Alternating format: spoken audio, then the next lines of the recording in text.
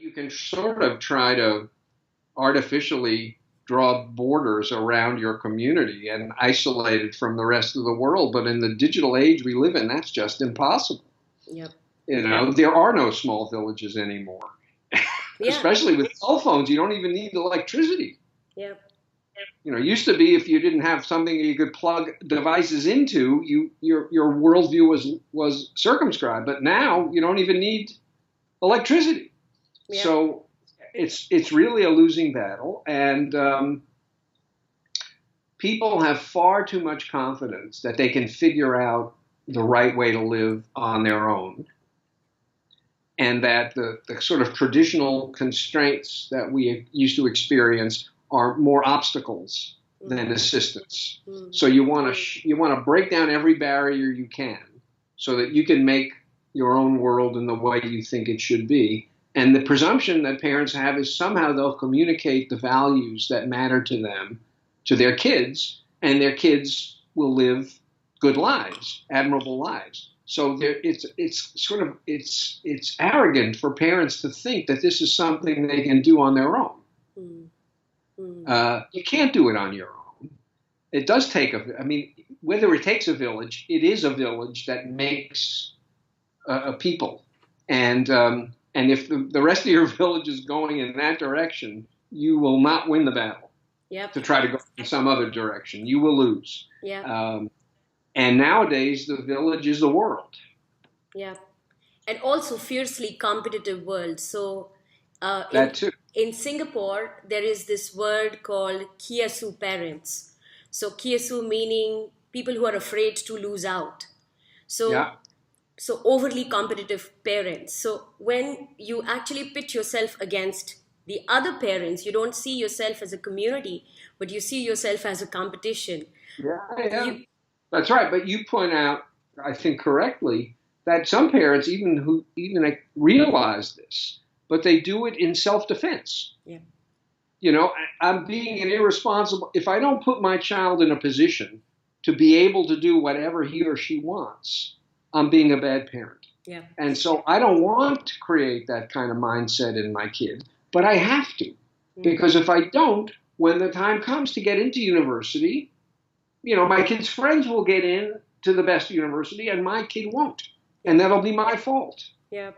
Yeah. You know, Exactly. at some point, my child will decide on his or her own how ambitious to be. But my job is to make sure that however ambitious he or she decides to be, she's got the tools to succeed. Yeah. And then, by the time the kid starts making their own big decisions at age 17, 18, whatever, they've essentially simply adopted the same kind of orientation for themselves, which their parents didn't necessarily intend. It's a very competitive world, and it seems irresponsible not to prepare your kids for the competition. Yes. And in that book of yours actually came out as a fresh break from the millions of parenting books. And in fact, your book is not on parenting or it's not specific to parents. But this No. whole view about how not, wanting to, not needing to strive to be getting the best for yourself and your children is actually a better approach rather than always creating a fight for something better and not trying to be at 10 different places at the same time and make everything available for children. So when you see parenting books filled with things like how to impart confidence to a child and those kind of things, I think this gives us confidence from within to just follow an approach that you believe in without worrying too much about what the world has to offer. It's true, but if everyone around you is doing it differently, it takes enormous self-confidence for you to stick with your vision. Yes. And very few of us, especially as parents, very few parents know that what they're doing is the right thing to do. They're looking to the left and to the right to see what other parents are doing to give them guidance. And if everybody's doing something else, they conclude they must be wrong. Yep. And so it takes, I don't know. I think one thing that helps is if you have, so say, deep religious commitments, and you're going to honor them, that puts limits on all kinds of limits on how you act as a parent, and in a way that puts blinders on, and you look around you at people who've abandoned that, and you can dismiss them because of your confidence in your religious traditions. But that there's a downside to that too, obviously. Or you get together a few like-minded parents and build a community, which we Yes. started a few months ago, and we call ourselves Mean Moms. So for the ones who actually limit screen times when others are getting limitless screen times and stuff like that.